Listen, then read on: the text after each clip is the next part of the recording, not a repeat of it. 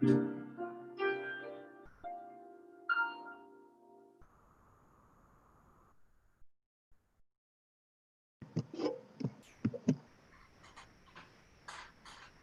you, Mr. Pernice.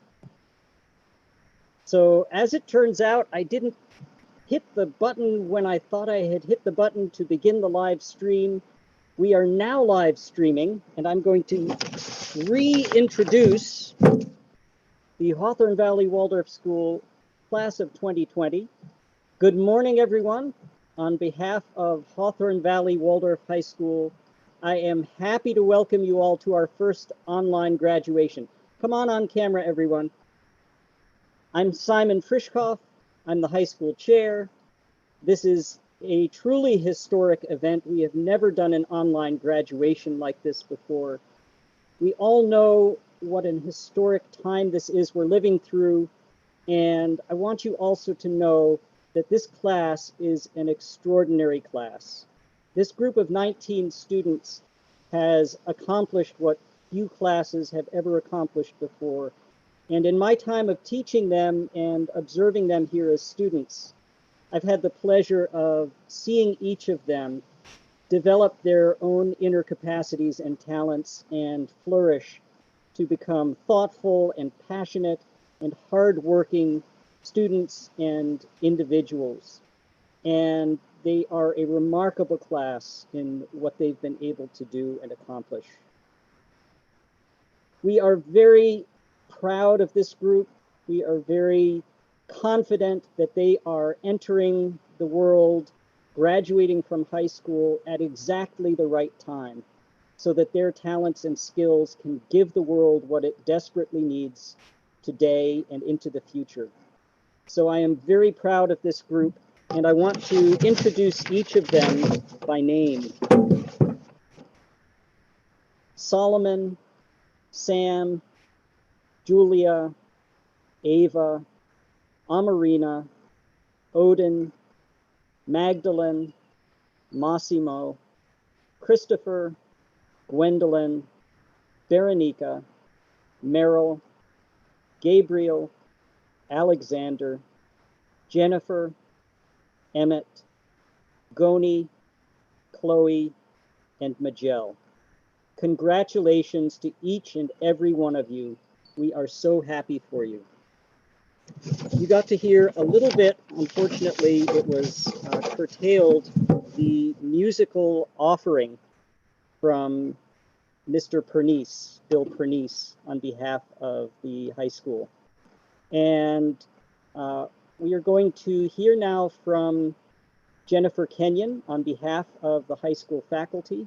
She will give the faculty address, and that will be followed by a picture of the class of 2020 from Solomon, the class acknowledgements from Magdalene and Goni.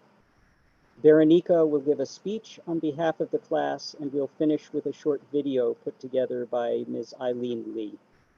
So thank you all for being here and helping us to celebrate with the class. And Mr. Pernice, would you be willing to play again? We would really like to hear the entirety of that musical offering. Sure. Thank you very much. So the beginning was missed. Is that That's right.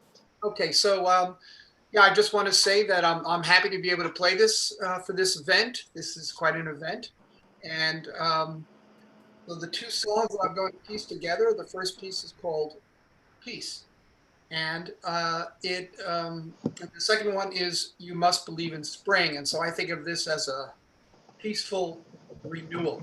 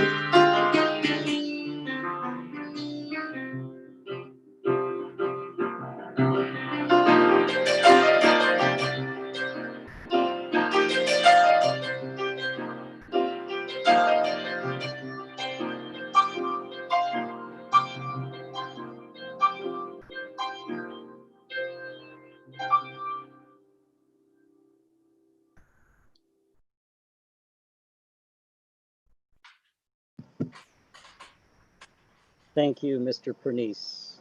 That was wonderful.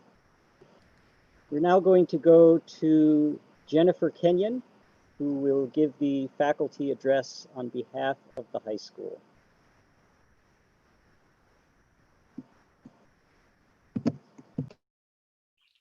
Good morning, class of 2020.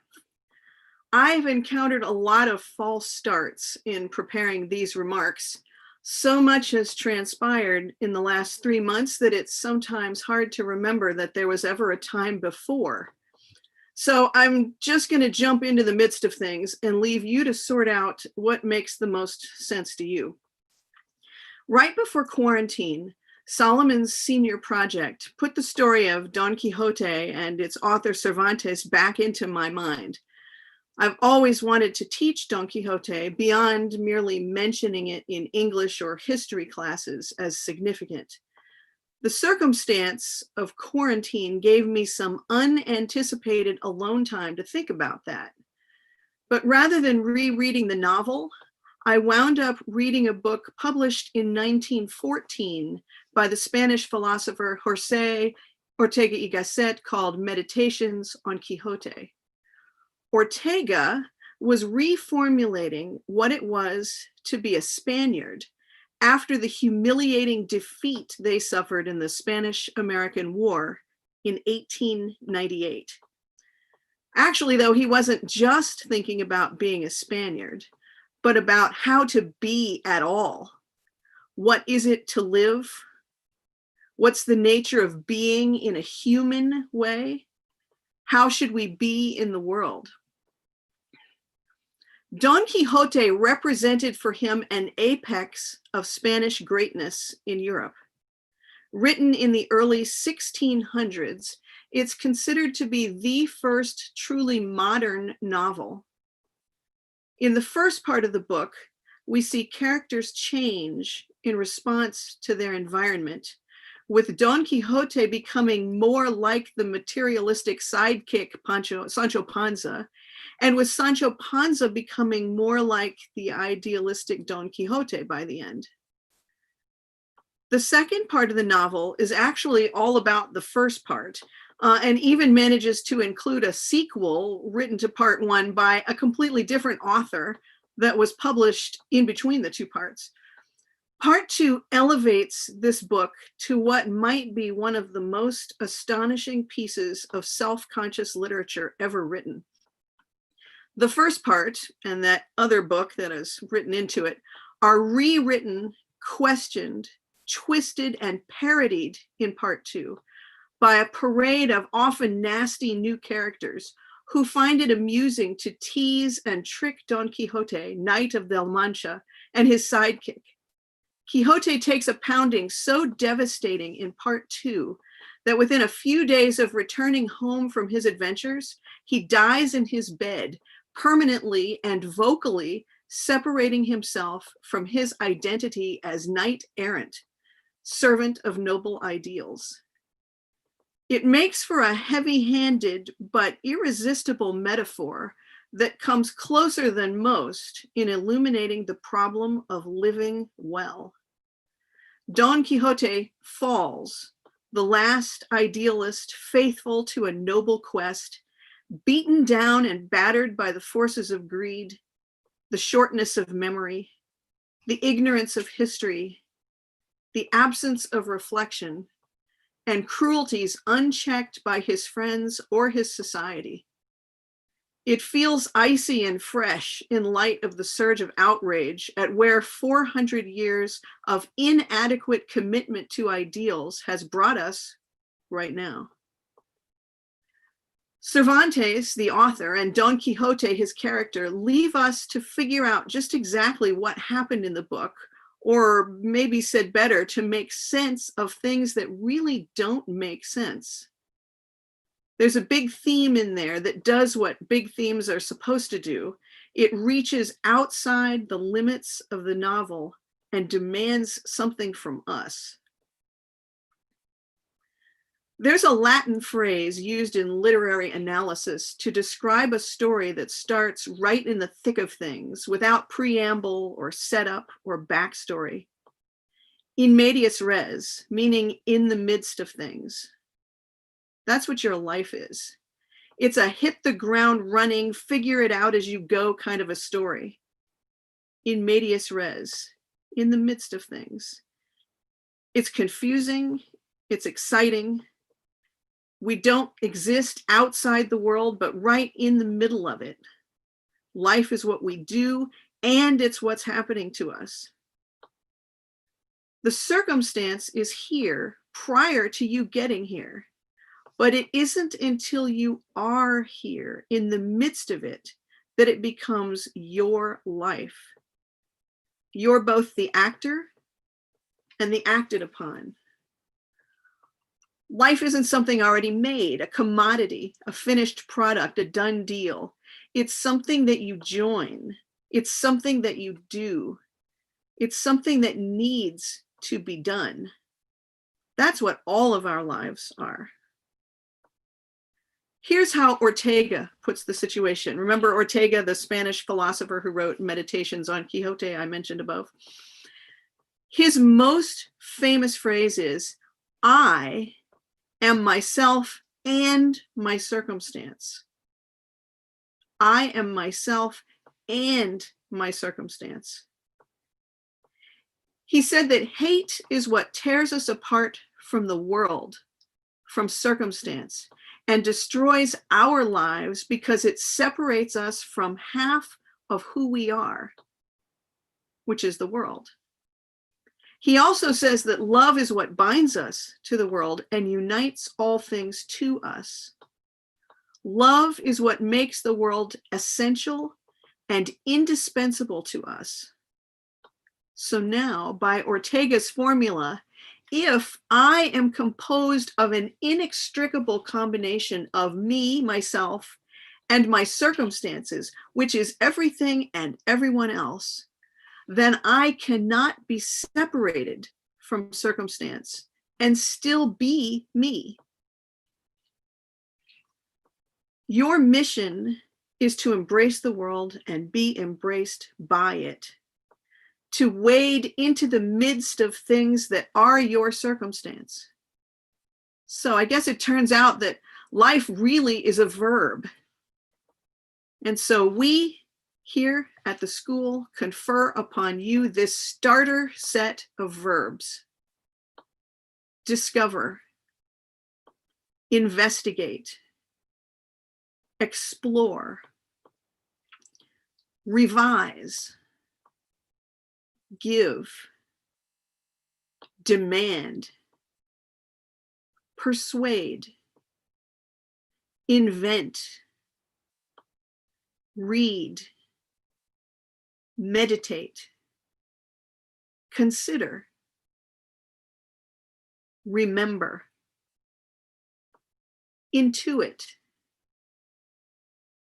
grow, apologize, encourage, celebrate, research, soothe, forgive, protest, reflect, compromise, remake, insist,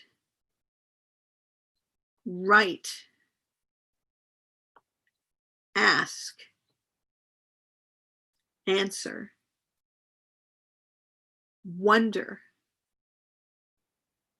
participate, love, and do. The rest you will have to add for yourselves. You're part of the circumstance that makes all of us who we are. It has been our privilege to be part of the circumstance that surrounds each one of you. It's with great love that we acknowledge this moment in your lives, your achievement in reaching this milestone of graduating from high school. Congratulations to you all. We will miss you.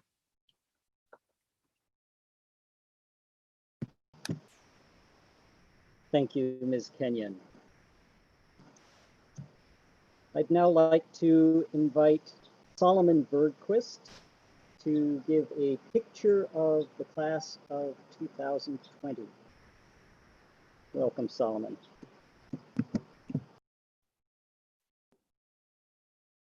To begin at the beginning. Actually, no, to begin at some point in time rather farther forwards than the beginning, few billion years or so, depending on who you ask. On this one lulled and dumbfounded day, which still is yet more vastly significant than any other in a long while. It is graduation, a half-paused ending for this one class, uncertain yet finally decided, the Zoom screens freezing, the audio garbling or delaying, and every person, or perhaps just those with bad Wi-Fi, are kicked out again and again. Hush. You forgot to actually mute yourself, and many more than only you can hear the barrel booming softness of your heavy breathing. Gaze at this class. This is our class, oldest of classes, opinionated, certain, and individual. And as the time runs leaping through our fingers, the years mix together like paints in a jam jar filled with dirty water, swirling and blurring to form brief images and sights before dissolving again. Come closer now. Stare into these sights, into these plays and arguments and songs and subjects and projects and conversations and field trips and Zoom chats and oceans of our memories. From where you are, you can see these memories. Alexander in wool cap and blue knit Swiss sweater, playing Scott Joplin songs, his fingers running and jumping over the keys, sliding from one note to the next, climbing and tumbling over pulleys and levers, as a group of bearded gnomes marched their stoic way across the page of the physics main lesson book. He calls out to anyone who will listen, "Get your flapjacks here! Get your hot flapjacks here!" From where you are, you can hear on the silent breeze smelling of crab and salt water, the half-known words of peas, peas, peas, peas, eating goober peas, drifting slowly in, as other moments from the Hermit Island trip meander back. The midnight secret walk and scuba dive to the sunken pirate ship. The kites dive bombing the huddled chatting teens who scream and dive for cover. Marina with paper and pen requesting a request and a prompt for a short story, which few moments later shall be jotted down and shared with carefully considered pride. Come now, float through this fog, float up this foggy, fabled fantasy now to a phantomed near future, a churning like the stream, where 4 students sit around a table, planning a still not managed trip to distant Walden Pond. Odin Esti, poet, druid, speaks profound and deep, his giant's frame wrapped and held within his worn brown cloak and patched scally cap, his fiery red hair cascading down his shoulders. He converses, soft and grave, with Berenica, who no longer quite leaps into the air, her hand raised, quivering in answer to every question, an impression of Hermione Granger rendered in real life. And yet she still retains the passion and quick wit of those many lower school days, always ready to debate and convince others of her correct opinion. Magda, carefully, precisely, plans the route to Walden, the maps and bike trails and times and distances laid out before her in twisting tides of facts. Who else could cut a path through this hulking monster of a trip? Anyone who can wake at once and go to CrossFit at such an early hour of the morning, before even the cock has crowed and bell has rung, and then come into school and work all day for days and days in rows. Someone who should you not trifle with. And yet this trip still only exists within that shifting web of crooked question marks that we must call the future. Up and down the class in weeks, on the other side of the room and time, Julia Davis, exact as the second hand on a Swiss pocket watch, brings the attendance to the office as she has done every day since school began. She pulls out her daily planner and rifles through it, seeing what the day may bring. The day scurries to make itself in accordance with her planner, the notebook by which homework and tests are decided. There's the splash of colors, a rotten egg smell in the air, a brush dipped in the muddy paint-cleaning waters of our memories. Scenes flash by faster now, mere caricatures of events filled with large ears and nose hair, surrounded by flies, doodled by Massimo on a wooden table during a particularly boring German class. There's a chessboard, carefully set up as Emmett, who sees the world in problems and does not care, challenges himself once again. We sit listening in spellbound silence as we hear Gwen read from her paper in a description of her life. Later that year, that silence will be broken as we hurriedly try to decide what to do if Gwen doesn't read from yet another piece of paper as the play goes on. An advertisement in 8th grade for a potion that will make you grow taller. Meryl reaching for the hoops as she jumps and throws the gently twisting ball, standing beside to Jennifer. Small and loud. Small and loud throughout, and staying such as older she becomes and farther she does trace her path along the twisting road of life. And yet, in personality, she soon outgrows all others that are there. Pictures, films whip through these lazy images, and all nostalgia feelings now cry out. So stacked and stitched and threaded to a song Majel posts video depicting all the time and time again. Though sadness still remains and wraps its suffocating self around a being. Yet there is joy as well. Chloe sneezes, herself so full of energy and cheer it threatens to explode, and must relieve itself by making all her sneezes sound quite fake. Art and the name Frank the Kite Man float by like a kite on the gentle sudden starting breeze. Sam captures them in video game graphics and says nothing. Nothing. Quiet. Hush. Listen. Out of the silence on silent owl's wings, drawn with pencil, pasted on painting, comes the surprising sound of singing in our 10th grade play.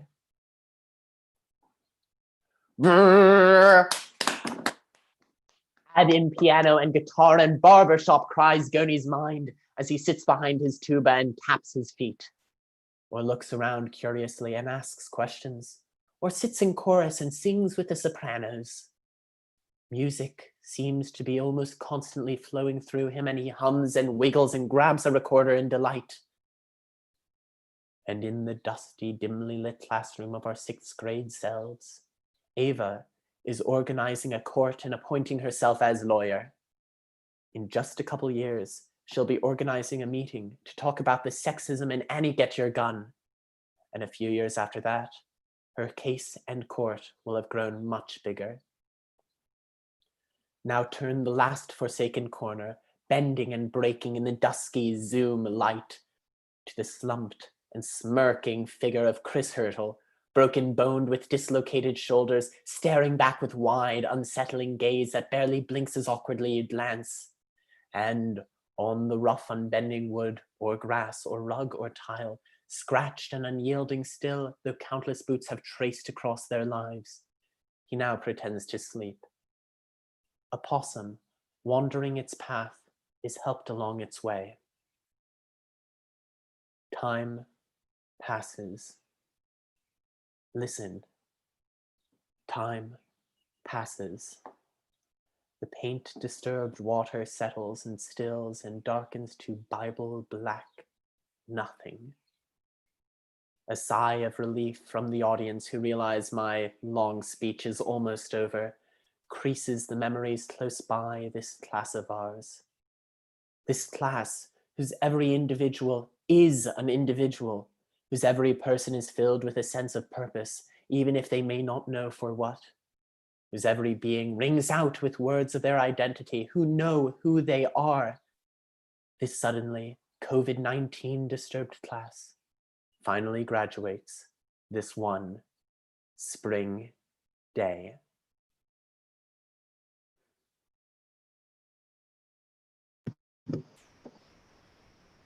Thank you, Solomon, Kai, Dylan, Thomas, Bergquist.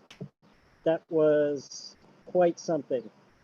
And of course, in describing all of his classmates, Solomon reveals his own true personality as well.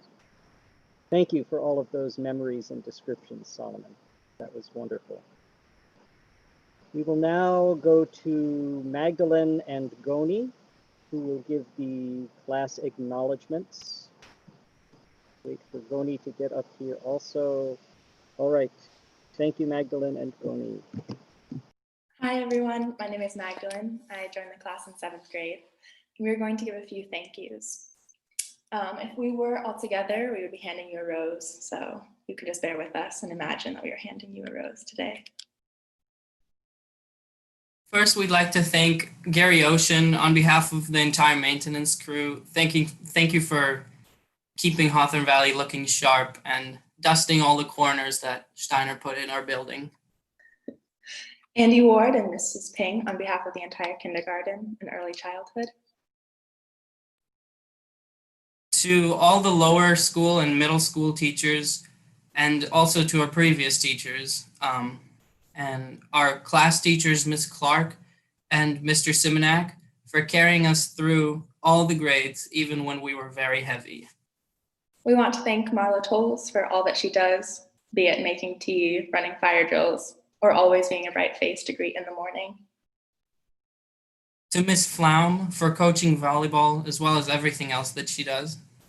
Mr. Ping, Hawthorne Valley's executive director, and the entire administration team that runs Hawthorne Valley behind the scenes.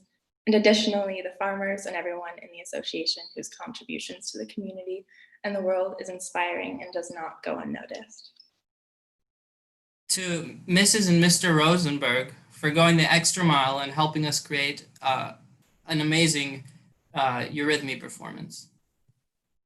Nurse Desiderio and Ms. Young for supporting both our mental and our physical health throughout the school year. To Ms. Miss Robinson for guiding us through the very difficult college application process. We'd also like to give a huge thank you to the entire faculty for making the shift onto online learning. It is not an easy task. And we want to acknowledge all of our high school teachers for their continuous dedication and support. Mr. Pernice for all the music, Miss Kenyon for all the books, and Mr. Brown, our math and physics teacher. We want to thank Mr. Thompson. Without JT, our class would be a hot mess. I remember the first day of this school year, we were all crowded into the hall as we discussed the summer reading. As one of our fellow classmates spoke, I remember looking at JT's face. He was captivated by what the student was saying, and his encouragement and support was tangible through his facial expression. Seeing his respect for a fellow student and seeing how he wanted them to succeed really impacted me. And I remember understanding that this is what makes Hawthorne Valley so unique, the connection between the faculty and students. This is why JT was such an essential part of our high school experience. He played a crucial role during the main lesson blocks, during English class, and absolutely during the senior project presentations and making them run smoothly. We want to give a special thanks to each of our advisors. Mr. Mady for always checking in on our class and making sure that we were on the right track. And when he saw that we were tumbling down, he would calculate exactly where we would drop and put a rubber stopper to brace our fall. Miss Lee, thank you for always being there for us no matter what the request, be it college transcripts, printing out essays the day that they were due, modeling in a senior project. You do it with such authenticity and warmth. We cannot thank you enough. And lastly, we'd like to thank Dr. Simon Frischkoff for the countless anatomy lessons, directing our plays, as well as accompanying us in all of our class trips, sitting around the campfire and singing songs. We'll never forget all the times. And thank you to all of our subject teachers, the class, and the entire community, including the founders who created what we now know as Hawthorne Valley Waldorf School. Thank you. Thank you both, Magdalene and Goni. It's been quite a pleasure. We'll now move on to the graduation speech from senior Veronica Lehrman. and we're very pleased to have Veronica give this address on behalf of the class. Over to you, Veronica. The silk strand is loosening. The delicately woven covering that barely conceals shimmering colors trembles. The time has come. A transformed being, long nurtured in a tight cocoon, is about to emerge. The time has come indeed. We have finally reached the moment. The last few months that have felt like years, but also seemed to pass so quickly, are now finally over. We are about to graduate, my friends. I've been thinking about what graduation means as a concept and what it means for my class in particular. We are about to cross the border into a new responsibility, a new consciousness. When one is as closely connected with a group of people as our class is, you could imagine how difficult, sad, and discouraging the last few months of separation have been. Every possible expectation that my class might have had for the end of this year has been disrupted. It felt like somehow, all of a sudden, there was not a lot left to hope for or to dream for, because if you dared to hope, you were just inviting disappointment. But hope doesn't just disappear. Every time hope has been most needed in history, it has been visited first and throughout by despair. Hope is what lets us continue in a collective search for a solution, a desire for something different, something better. Yesterday, as I was struggling to find the words I wanted to share with you today, I discovered I had missed the inner graduation, a gathering where the teachers and seniors reminisce and share plans for the future. When I found out, I cried. I cried desperately, as if I had lost something or someone, and in a way I had. I know that my classmates also feel as if we've lost something. We've lost an essential part of a high school experience, the chance to be truly together for one last time. But this loss has required us to find so much strength, the strength we need to continue to dream that impossible dream, the strength to meet the world and its challenges head on. This is our invitation to a world beyond the comforting valley we have been sheltered by and nurtured within. This is our call to rise up, a call to action. Let's rise and meet it. Welcome to the real world.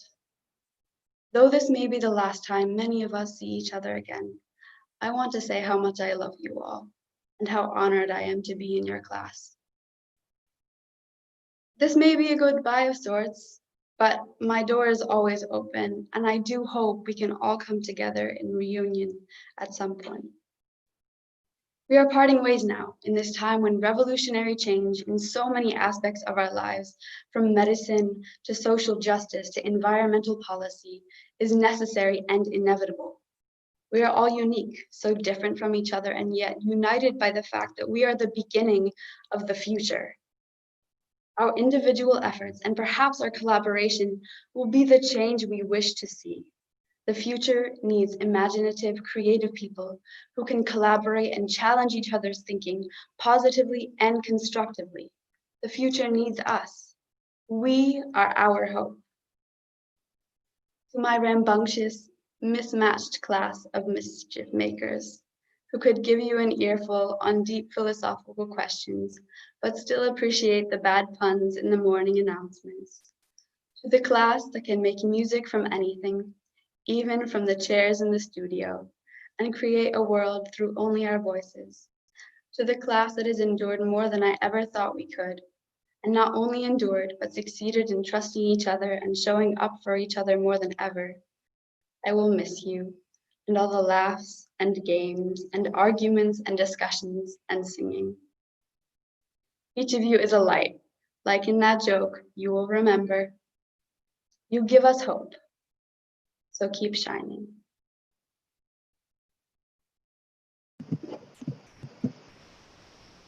Thank you, Veronica, for those inspiring words.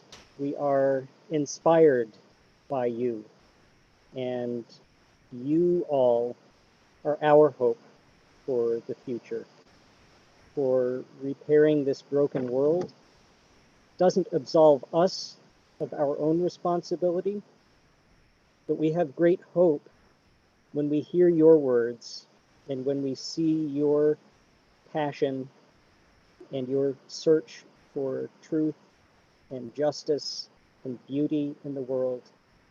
It's inspiring to all of us. So thank you, thank you. We love you, we honor you. We will finish with a video of the class that Ms. Lee has put together. And then following the video, I will ask you all to turn back on your cameras and we'll have one last moment, virtual moment, online together. Let me pull up this video here. Oh, wait, don't do that yet. I have to share the sound. There we go.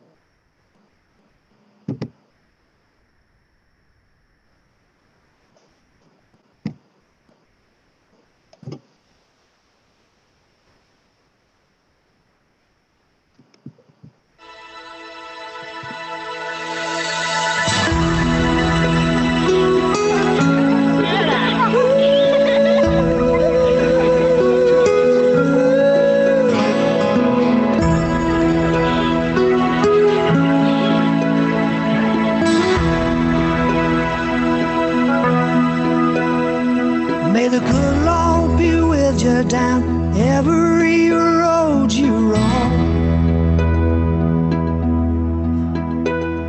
And may sunshine and happiness surround you when you're far from home.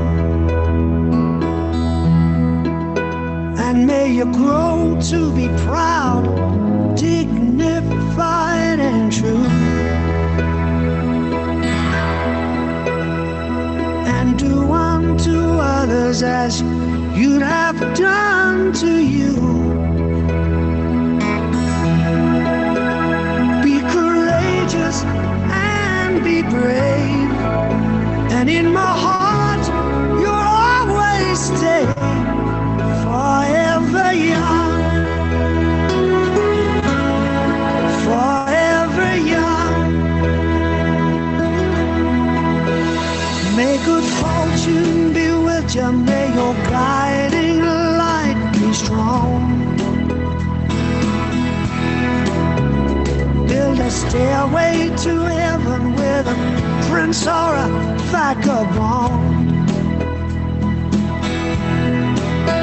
And may you never love in vain, and in my heart you'll always remain forever young, forever young, forever young.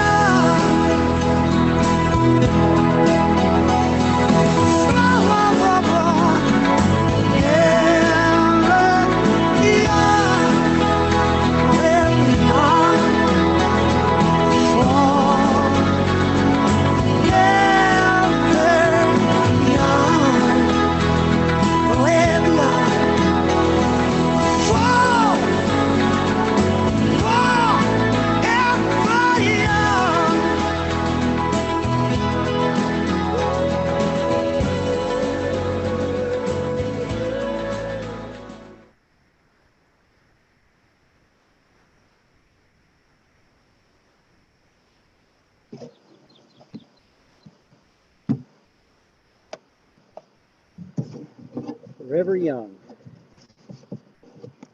Please join me once again, class of 2020. Make sure that I get to turn on everyone's camera.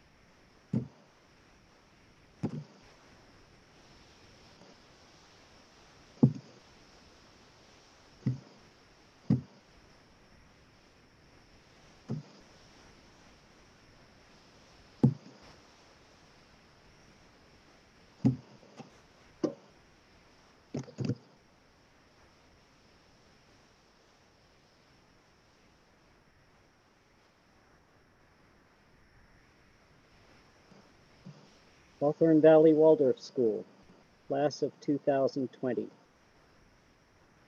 Congratulations, graduates. We are so proud of you.